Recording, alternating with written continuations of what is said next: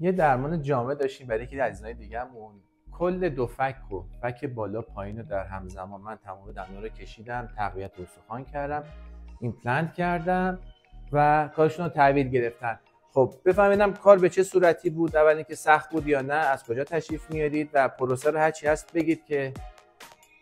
بله، من از طریق پیج آشنا شدم و پیج شما رو خیلی سال دنبال میکردم تا ببینم اطمینان پیدا کنم که آیا کارا درست پیش میره اینها و بیماراتون رو میدیدم که بسیار راضی هستن و خیلی زیبا شده بودن و دیگه از و جذب کردم و اومدم. من از کرمان میام و بی نهایت راضی هستم. اینجوری بگم آقای دکتر، شاید هر کسی دیگه ای بود نمیتونست با من کنار بیاد. من اینطوری میگم، واقعا میگم، چون من حساسیت هایی داشتم، بیماری زمینه‌ای داشتم، خیلی مشکلات عدیده‌ای داشتم که اومدم اینجا و این روحیه شما، کادرتون، منشی و کادر، همه واقعا انرژی مثبت عالی و تونستم به منم حتی کمک کنن که من بیام ادامه بدم اینها.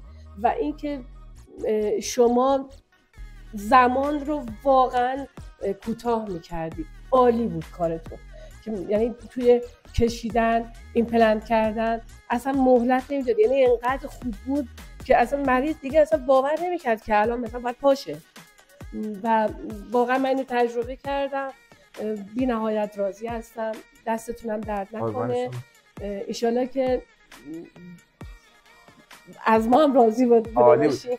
یه شوخی هم کردن با من، گفتن که شاید به خاطر این ورزشایی که میکنی اینجوری هستی و زود تونستی دندون رو آره آقای دکتر که رزمی کارن و وقتی که پیجو دیدم که ایشون بله رزمی کار هستن دیگه، معلومه میتونم با این دستای قوی دندونا رو به این راحتی بکشم. بیشتر تکنیکیه ولی خب آره دستتون در نکنه.